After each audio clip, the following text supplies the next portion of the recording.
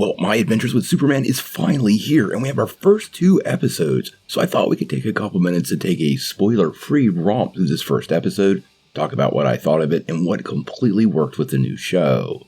Now, before we get started, I wanted to give a shout out to my favorite podcast, Who Would Win? Who Would Win is a geek and comedy podcast that debates battles between superheroes and villains from the worlds of comics, sci-fi, and fantasy. James and Ray have awesome takes on all of these characters. It's a ton of fun, and you'll probably learn something.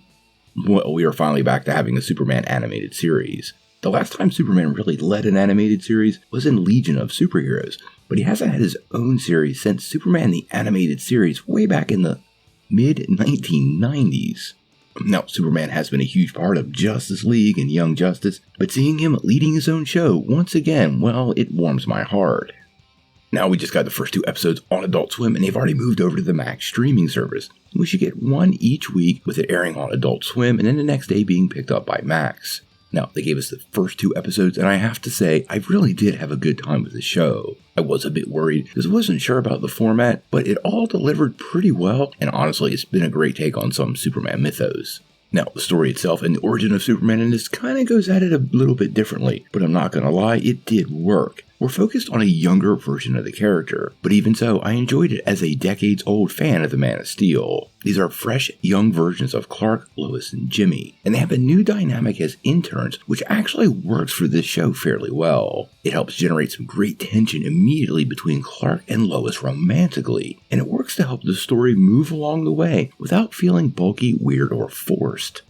Now, these first 2 episodes did seed a lot of material, including Intergang, The Daily Planet, Metropolis, and even Task Force X. And although it's unclear where the overall storyline is going, this introduction gives us a great feel for the series and how they're going to approach some of these problems. Additionally, with each story, it gives a little bit of a flashback opener. Now, no spoilers there, but they focus on a younger version of Clark, finding his powers and exploring his Kryptonian heritage, which I did kind of like, and it gives us ideas on how they're approaching this version of Superman a little bit differently. The 2-part story was a pretty classic contained Superman story, with a little bit of superpowers and a lot of threat to Metropolis, which has always been what Superman is protecting. It did a great job facilitating the introduction of all of these characters, all while laying some details down for future episodes, which we are teased with by the end of the 2-part premiere. Now, one thing I was worried about with this show was the animation. I'm kind of an old guy, and not that big of a fan of anime, but this was great.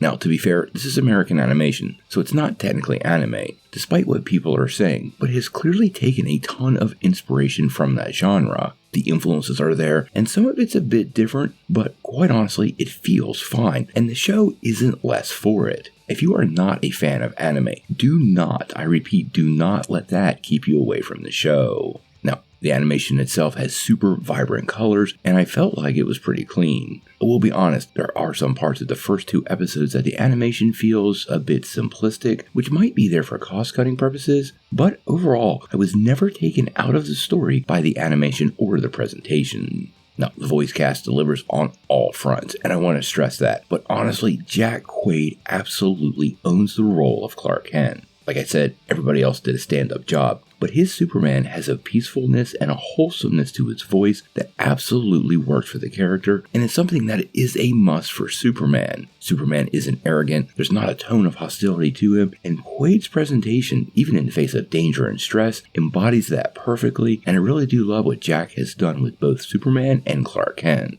Also, Ismail Sheld's Jimmy Olsen is great. It's a very new take on Jimmy. It keeps enough classic gusto to make me like him, but he is a full-on new take on the character. His humor and almost exhaustive energy is a pretty good dynamic with Lois, and it does keep Clark's hands full the whole time. Jimmy's a must-have character in any Superman story, and I actually think this version of the character is going to pair nicely being Superman's pal.